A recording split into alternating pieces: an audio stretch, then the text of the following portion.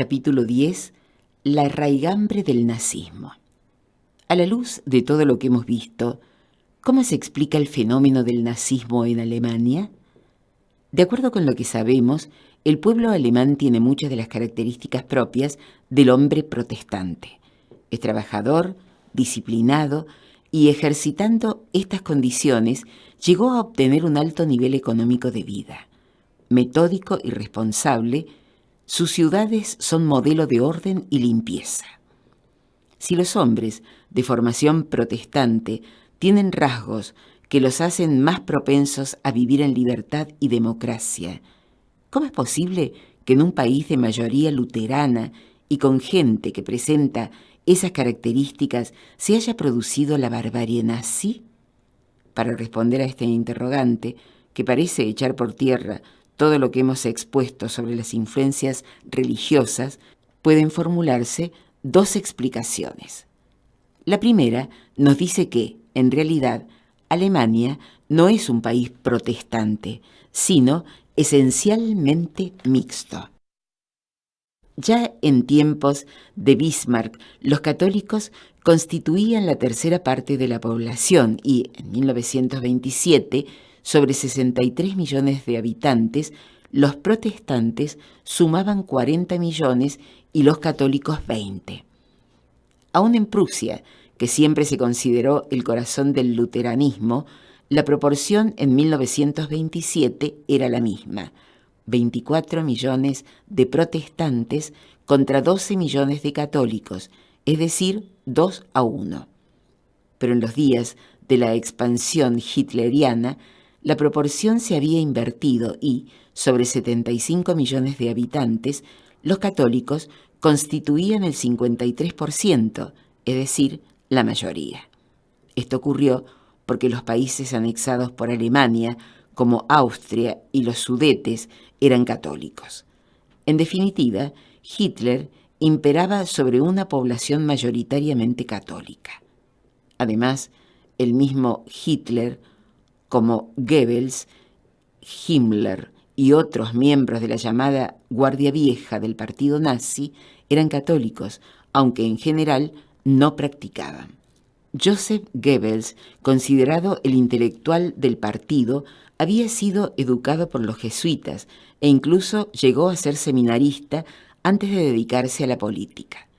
En sus escritos pueden encontrarse muchos de los elementos que caracterizan a sus maestros, en particular el énfasis por la obediencia, virtud principal de la Compañía de Jesús y también la más pregonada por los nazis.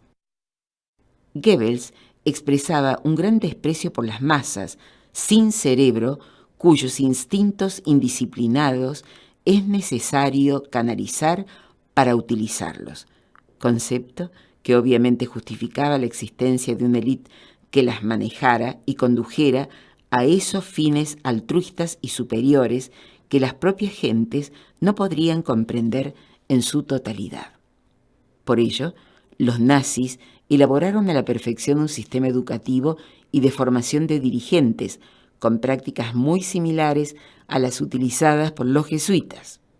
Los jóvenes militantes se educaban en escuelas situadas lejos de las grandes ciudades, donde permanecían entrenándose algunos años, alejados de las multitudes y en un clima de austeridad y compromiso. Luego de pasar difíciles pruebas, los futuros jefes prestaban finalmente juramento de lealtad y sumisión al partido. También manifestaba Goebbels un notorio desdén por el concepto de verdad, señalando que, como nunca podemos acercarnos totalmente a ella, su único valor consiste en su eficacia para un fin. Hay mentiras útiles, como el buen pan, sostenía con un relativismo moral que todo puede justificarlo y tolerarlo. Heinrich Himmler, el jefe de las SS, planeó esta siniestra organización sobre el modelo de las órdenes religiosas de consagración incondicional, hasta el punto de que el propio Hitler llegó a compararlo con San Ignacio de Loyola. En atención a que Alemania fue, durante casi 1000 años el Sacro Imperio Romano Germánico, hay quienes piensan que el fenómeno del nazismo se hizo posible sobre esa base de cristianismo católico que hemos dejado expuesta. Sin embargo, esta explicación deja de lado el hecho de que Prusia ha sido el corazón del luteranismo, como ya dijimos, y que a partir de 1929 el pueblo alemán se identificó mayoritariamente con el nazismo, sin manifestar ninguna contradicción con sus 4 siglos de protestantismo. Por el contrario, una proporción sustancial de los germanos se encontró cómoda dentro del nazismo en forma simultánea con su integración al luteranismo. Teniendo en cuenta esta circunstancia, Erich Fromm elaboró en su libro El miedo a la libertad una singular explicación de cómo la base social del luteranismo pudo provocar el fenómeno totalitario que eclosionó con la barbarie nazi. Fromm reconoce que Lutero dio al hombre independencia en las cuestiones religiosas, que despojó a la Iglesia de su autoridad, otorgándosela en cambio al individuo, que su concepto de la fe y de la salvación se apoya en la experiencia individual subjetiva, según la cual toda la responsabilidad cae sobre el individuo y ninguna sobre una autoridad susceptible de darle lo que él mismo es incapaz de obtener. Alaba explícitamente este aspecto de las doctrinas de Lutero y Calvino, destacando que ellas constituyen una de las fuentes del desarrollo de la libertad política y espiritual de la sociedad moderna. Un desarrollo que, especialmente en los países anglosajones, se halla conexo de modo inseparable con las ideas puritanas. Pero añade que la libertad de la edad moderna tiene otro aspecto, el aislamiento y sentimiento de impotencia que ha aportado al individuo y que también este elemento tiene sus raíces en el protestantismo, al igual que el espíritu de independencia. Precisamente, el objetivo del trabajo de Fromm es tratar de desentrañar este segundo aspecto, es decir, cómo las ideas de Lutero y Calvino exaltaron la maldad e impotencia fundamentales del ser humano y cómo estas postulaciones terminaron con ser, en el caso de Alemania, el caldo de cultivo del totalitarismo. Veamos. En la Edad Media, el hombre no tenía libertad, pero gozaba de seguridad. La estructura feudal era rígida y la falta de independencia se expresaba en varios sentidos. En el campo, el siervo de la gleba estaba unido a la tierra y tenía una sujeción directa a su señor. En las ciudades o burgos, los trabajadores pertenecían a una corporación y, dentro de la misma, los ascensos estaban reglamentados. Se ingresaba como aprendiz, se ascendía a oficial y, cumpliendo requisitos de antigüedad y laborales, se llegaba a maestro. Tampoco existía movilidad social y no era posible pasar fácilmente de una actividad a otra. Las profesiones se sucedían por generaciones y normalmente se nacía carpintero o albañil y se moría dentro del mismo oficio. No existía prácticamente la competencia y cada corporación fijaba los precios de los artículos que producían sus miembros. Asimismo, los beneficios de las compras de materias primas se compartían dentro del gremio. Si un panadero o talabartero conseguía materiales a bajo precio, debía participar estas ventajas a sus colegas.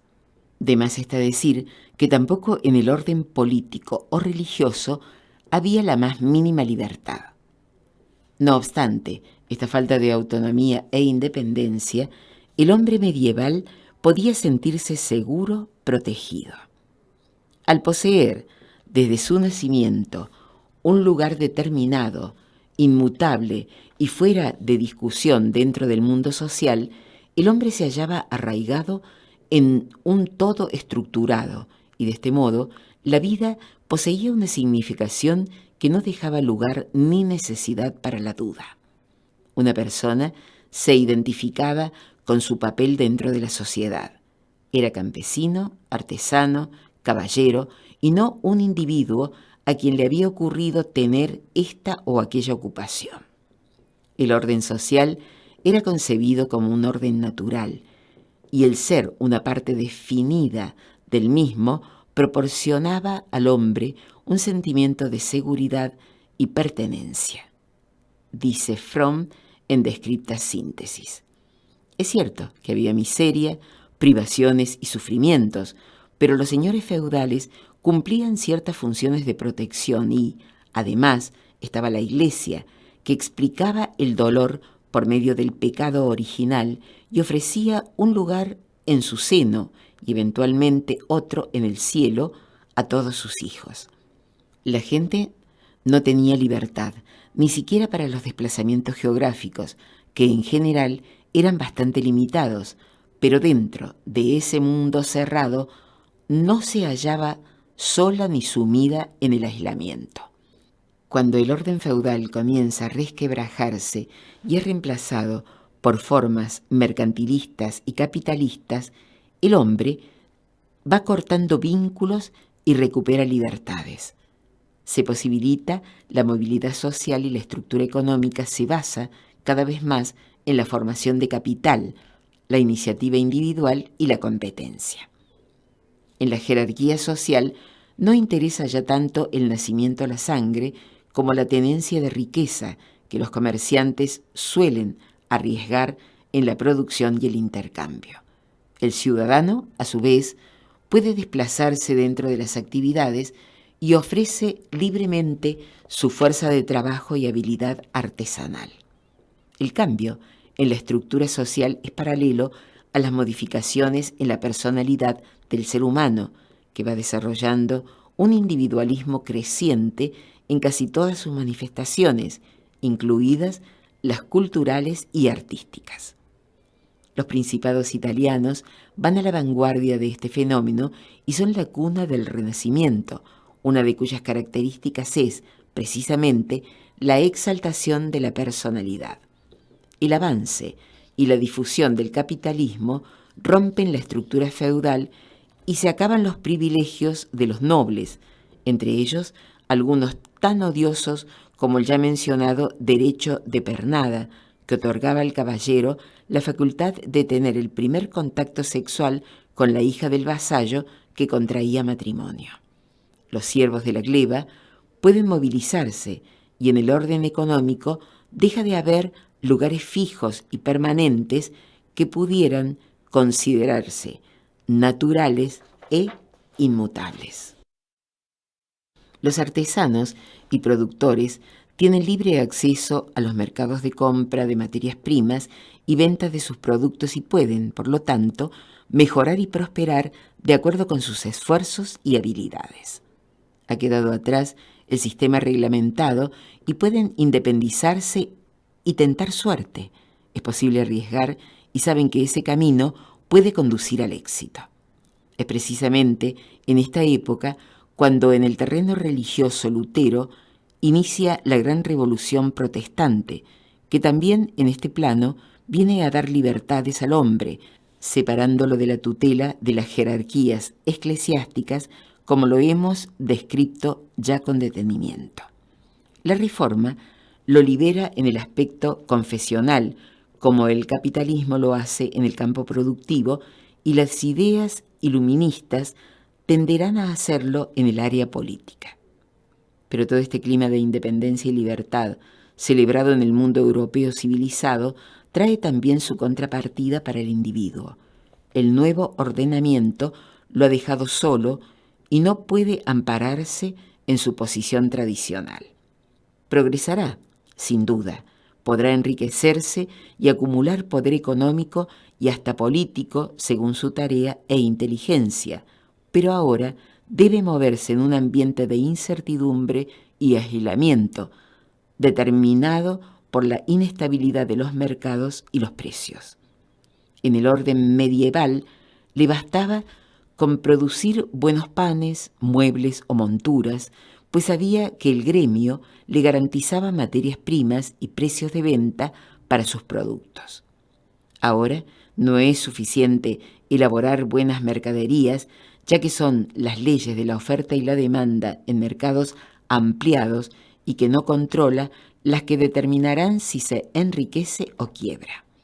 Debe moverse en un mundo de competidores, muchas veces hostiles, que amenazan su estabilidad y futuro económicos. El mercado puede darle éxito y riquezas, pero no seguridad. Al contrario, el día de feria es la jornada de la angustia y de la incertidumbre en un mundo que es abierto, pero también amenazador. El ser humano está libre, pero aislado y solitario. Las doctrinas de Lutero y Calvino interpretan y expresan a estos individuos acentuándoles el concepto de libertad, pero también intensificando sus sentimientos de insignificancia y soledad. ¿Cómo hace el hombre para evadirse de su soledad? ¿Cómo hace el ser humano para escapar al aislamiento y a la conciencia de su separatividad? El psicoanalista que hay en Fromm nos recuerda dos mecanismos de evasión, el del autoritarismo y el de la conformidad automática. Este último mecanismo es el habitual en las sociedades modernas de consumo. Consiste en la adopción casi total por parte del individuo de las pautas culturales del medio en que vive. En los países desarrollados y aún en algunos subdesarrollados que siguen sus tendencias, el hombre abandona su propia personalidad, deja de ser el mismo para transformarse en un ser parecido a todos los demás y tal como la sociedad espera que sea. Usa la ropa que le sugieren los avisos de televisión, conduce los autos que las fábricas imponen, fuma los cigarrillos que dan estatus, consume las comidas que todos comen y compra los libros y lee las obras que los medios recomiendan. Se amolda a los gustos y los hábitos dominantes en su ambiente y hasta suele pensar, razonar y actuar según los cánones habituales de su esfera social. Tanto en lo formal como en lo sustancial, el ciudadano se ha despojado de su yo individual y se ha transformado casi en un autómata igual a todos los otros individuos que lo circundan. De este modo, ha eliminado, sin darse cuenta, las diferencias entre él y el mundo y por tanto se siente menos solo. Está acompañado por quienes visten, comen, piensan, fuman y conducen autos en forma parecida a él, y su angustia y sentimiento de impotencia y soledad será mucho menor. Ha actuado, en cierto modo, como los animales que se mimetizan y ha ganado en compañía y seguridad, pero este sentimiento de protección y cobertura que ha ido adquiriendo en forma espontánea e inconsciente a través de su acomodamiento a las pautas generales, le ha valido la pérdida de una buena cuota de su personalidad. Cuando se trata de gustos estéticos sobre música, pintura o literatura, de posturas políticas o sociales o de simples alternativas sobre el consumo diario o incluso de carreras laborales, la gente muchas veces cree que está adoptando decisiones propias sin advertir que no está haciendo otra cosa que someterse a convenciones, presiones sociales y hábitos generales que ha ido internalizando durante toda su existencia. A pesar del valioso precio en pérdida de autonomía y carácter que entraña el mecanismo de conformidad automática, es mucho más inofensivo y menos patológico que el del autoritarismo. El escape de la soledad a través del mecanismo autoritario es más dañino y peligroso, puesto que se expresa en tendencias compulsivas hacia la sumisión y la dominación, es decir, los impulsos sádicos y masoquistas de los seres humanos. Si mediante el proceso de conformidad el individuo trata inconscientemente de parecerse cada vez más a los demás, de estar al mismo nivel y con las mismas características que los otros hombres, en el mecanismo autoritario también el hombre tiende a abandonar la independencia y autonomía de su propio yo, pero esta vez para fundirse en forma enfermiza con algo o alguien que está por arriba o por debajo de él mismo. La persona masoquista pierde su personalidad y libertad para vincularse y adquirir la fuerza de aquel a quien considera que está más alto y tiene más fuerza que él. Pero también el sádico está en realidad abandonando parte de su individualidad para dominar a su víctima, a quien considera un ser inferior. La personalidad masoquista se siente baja, impotente e insignificante. Tiene tendencia a depender de poderes exteriores, sean estos otras personas, instituciones o la naturaleza misma.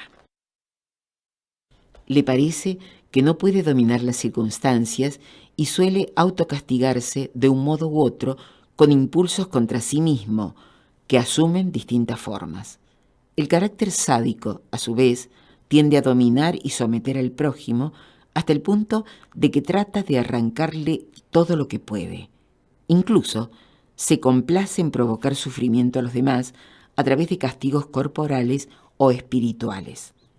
Disfruta al humillar, al hacer pasar vergüenza a los otros, al colocarlos en situación de inferioridad, aunque en muchos de estos casos la actitud se encubra en un supuesto deseo de lograr el bien de los dominados. El sádico parece autónomo, libre, y el masoquista dependiente e inferior, pero el ejemplo clásico del esposo que maltrata a su mujer demuestra la relación dialéctica que se establece entre ambos temperamentos. Así, el marido castiga y humilla permanentemente a su cónyuge y le dice a menudo que ella es un inútil, que puede irse cuando quiera de la casa, puesto que él no la necesita y se alegrará de su alejamiento.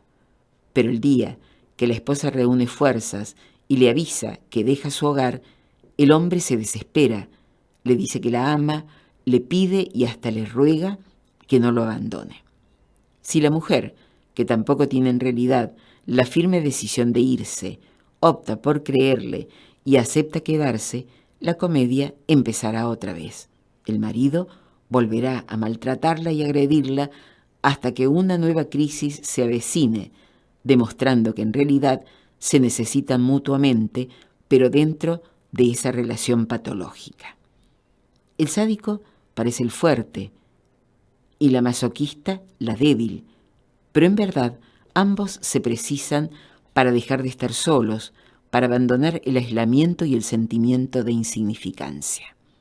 Cuando el marido sádico se desespera y le dice a la mujer que no puede vivir sin ella, está diciendo en cierto modo la verdad, al menos en el sentido de que no puede vivir sin dominar a alguien, que necesita una persona sobre quien ejercer su poder, aunque esto no sea precisamente el verdadero amor.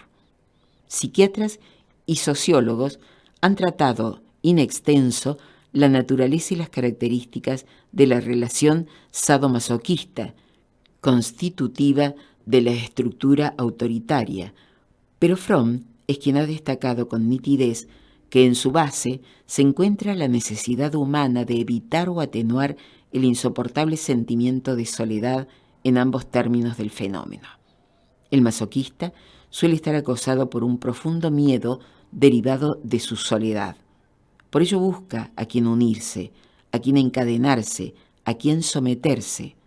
Por eso mismo, muchas veces intentará convertirse en miembro o parte integrante de algo o alguien superior a su propia persona, como puede ser otro hombre, una entidad, asociación, institución, Dios o la patria. Al integrarse a esa persona, comunidad o ideal que siente poderosa y a veces hasta eterna, el individuo va a sentirse fortalecido, acompañado y protegido, aunque pierda parte de su libertad, personalidad o dignidad. El sádico aparenta mucha valentía y no parece estar invadido por temores, pero el ejemplo del marido nos demuestra que su impulso de provocar el dolor ajeno, dominar y humillar, entraña también el rechazo y el miedo a la soledad. El deseo de poder, tantas veces lindante con la patología y el delirio, no se arraiga en la fuerza, sino en la debilidad. Es la expresión de la incapacidad del yo individual de mantenerse solo y subsistir. Constituye el intento desesperado de conseguir un sustituto de la fuerza al faltar la fuerza genuina. Como el mismo Fromm lo destaca, es la impotencia la que suele originar el impulso sádico hacia la dominación. En la medida en que un individuo es potente, es decir, capaz de actualizar sus potencialidades sobre la base de la libertad y la integridad del yo, no necesita dominar y se halla exento del apetito de poder. La comprensión intelectual del mecanismo autoritario de evasión de la soledad ayuda a entender lo ocurrido con el nazismo. Después de la derrota en la Primera Guerra Mundial, la estructura social de la baja clase media alemana era muy particular. Siempre había experimentado amor por el fuerte y desprecio por el débil, y se había caracterizado por su mezquindad, hostilidad y avaricia, acompañado todo ello por una estrecha concepción de la existencia que le hacía desconfiar del extranjero y, a veces, hasta odiarlo.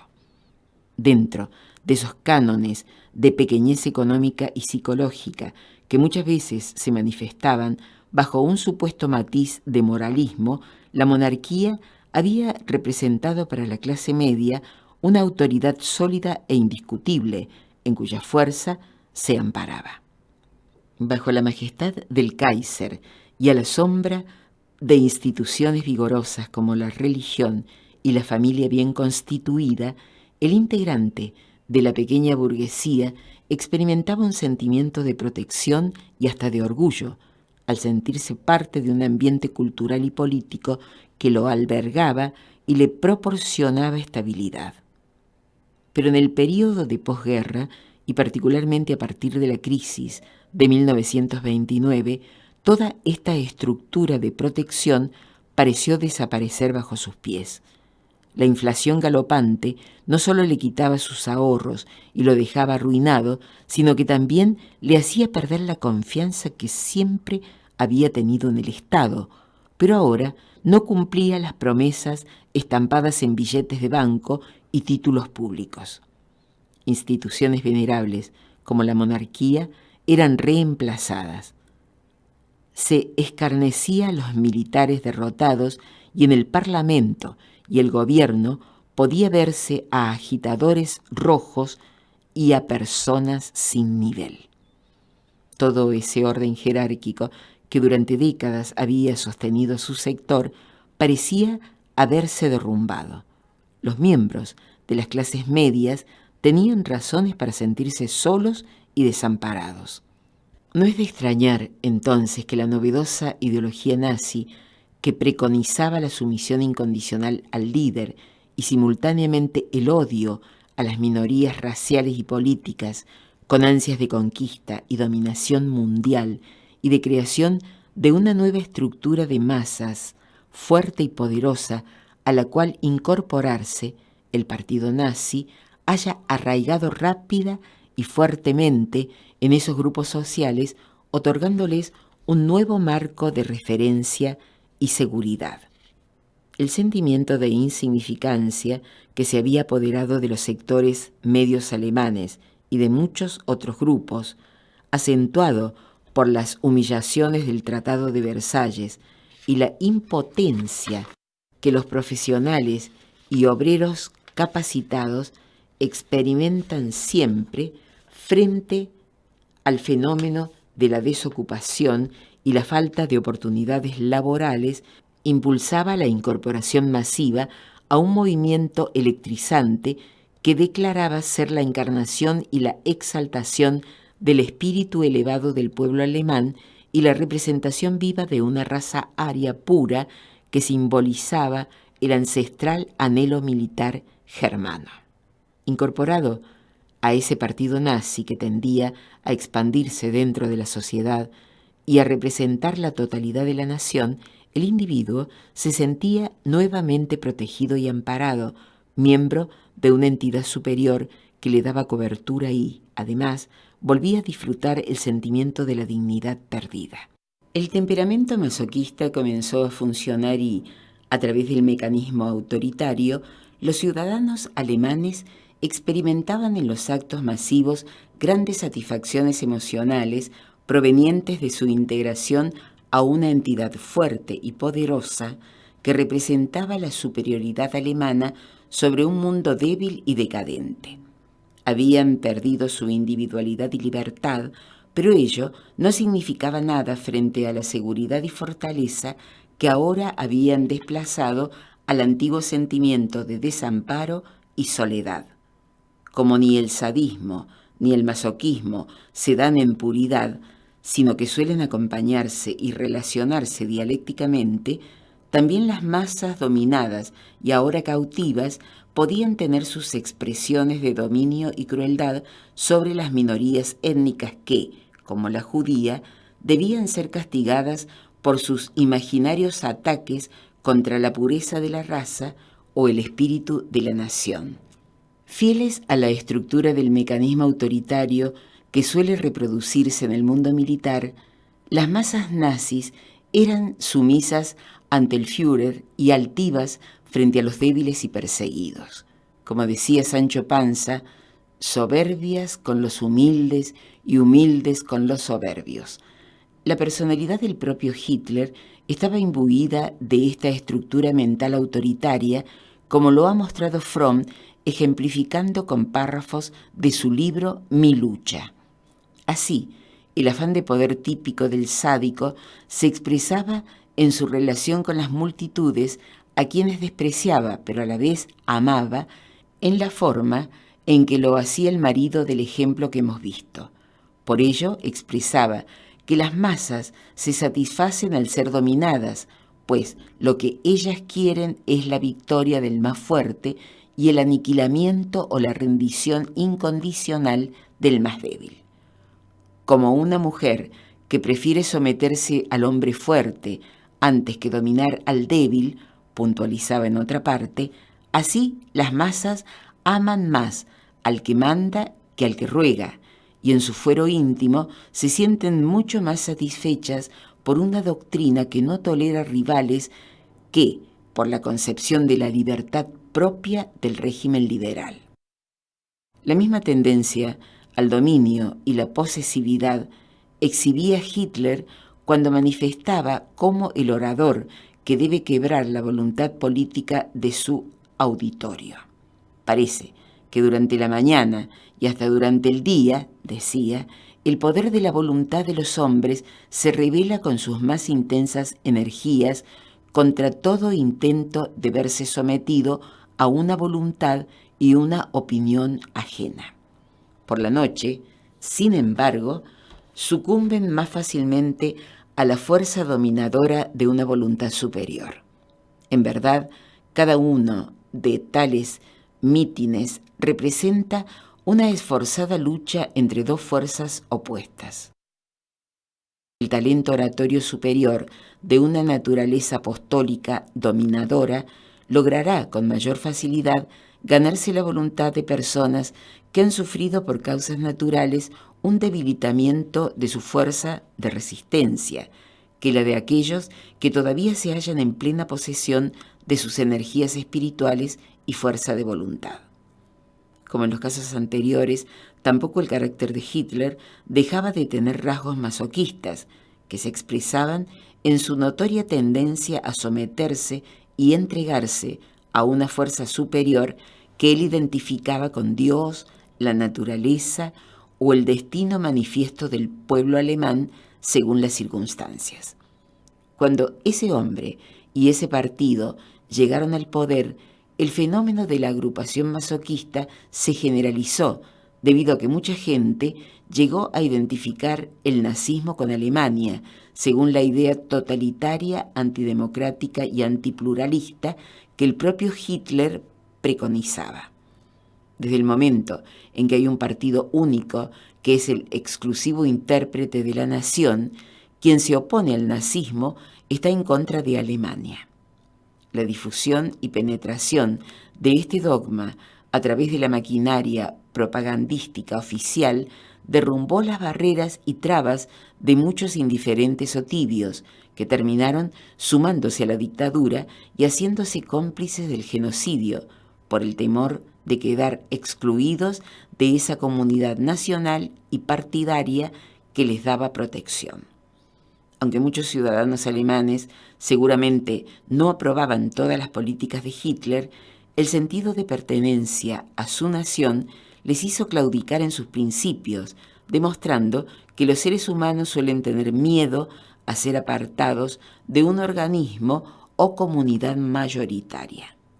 Por ello, el temor al aislamiento y a la soledad, como lo ha dicho Fromm en Pensamientos Memorables, contribuirá a que los partidos políticos que toman el poder se consoliden, hasta que toda la humanidad comprenda que la vigencia de los principios éticos está por encima de la existencia de cualquier nación y que, al adherirse a tales principios, el individuo pertenece a la comunidad constituida por todos los que la comparten, han compartido en el pasado y compartirán en el futuro esa misma fe. Si la libertad produce aislamiento, si la emergencia de la naturaleza y la ruptura de los vínculos primarios provoca soledad, ¿no hay otro medio para eliminar ese sentimiento de insignificancia que el automatismo conformista o la evasión autoritaria? ¿Debemos resignarnos a la integración consumista o a fenómenos patológicos de sumisión y servilismo político que a veces lindan con el delirio, como sucedió con el nazismo y como llegó a ocurrir en la Argentina, cuando se enviaban obleas al exterior afirmando que los argentinos somos derechos y humanos, mientras el gobierno militar secuestraba, torturaba y hacía desaparecer a ciudadanos?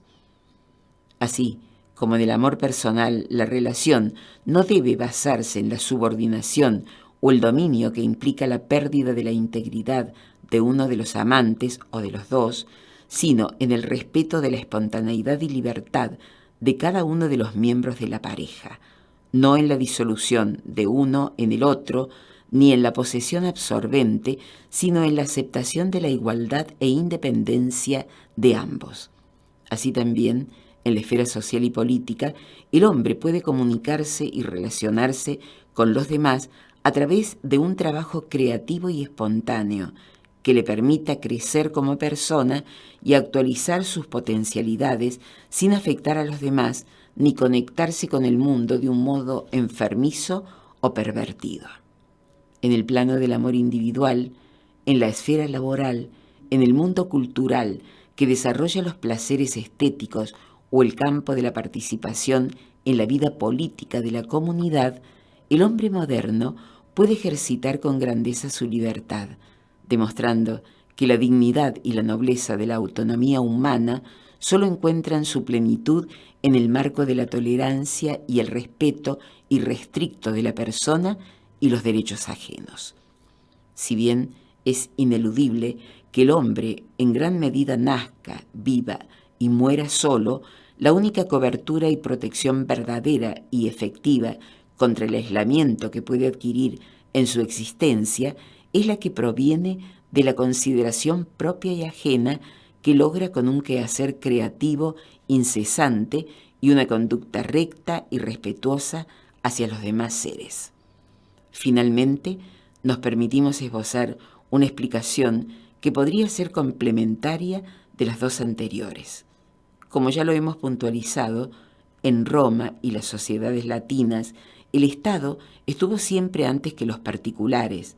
La colectividad fue más importante que el individuo. Los intereses del imperio, su honra, su fama, su prestigio, se antepusieron a la suerte de los ciudadanos, concepto que es heredado por la Iglesia Católica como institución. Los miembros de la misma, aún los más encumbrados, como los sacerdotes y obispos, deben renunciar a veces incluso a sus propias convicciones en aras de la unidad y la grandeza de la Santa Madre. Aunque nació en Roma, la Reforma no fue aceptada en Italia ni en España, países de fuerte tradición latina, sino que arraigó en aquellas naciones del norte de Europa en que la influencia de la cultura romana era menos intensa, como Inglaterra y los reinos escandinavos.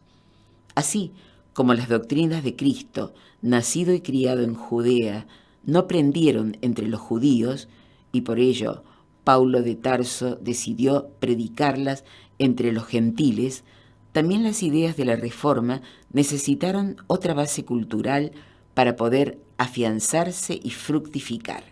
Entendemos que los conceptos fuertemente individualistas y liberadores de tutelas de Lutero no podrían ser asimilados por mentalidades tan colectivas como las latinas. Alemania estaba a mitad de camino entre aquellos dos grupos de países europeos en cuanto a influencia de la cultura latina, y acaso por ello la Reforma fue aceptada, aunque muchos territorios y sectores hayan permanecido católicos. Cuando las circunstancias psicológicas lo posibilitaron, ya hemos mencionado las humillaciones de haber perdido la Primera Guerra y del Tratado de Versalles, la inflación alucinante, la pérdida del prestigio internacional, la desocupación, el desorden gubernamental y algunos avances de la izquierda. Desde el fondo de la antigua tradición latina renació el atavismo colectivista que plasmó en el nazismo, autodenominado nacionalsocialismo, y, mezclado con la tradición guerrera germánica, arrasó con el respeto a los derechos individuales y a las minorías que las ideas protestantes habían ido desarrollando. Mientras en Italia el fascismo fue el resurgimiento directo de las antiguas concepciones estatistas, imperiales y guerreras, el nazismo alemán sería el renacimiento de las tendencias colectivistas que los principios individualistas de la Reforma parecían haber superado. Todo quedó subordinado a los supremos intereses del partido nazi o a la grandeza de Alemania, y hasta las mayores crueldades, como el holocausto de los judíos, pretendieron estar justificadas por ese fin. Los demenciales principios y prácticas del hitlerismo, por lo tanto, encontrarían basamento cultural y habrían arraigado por estas vías tanto dentro de las concepciones católicas como protestantes.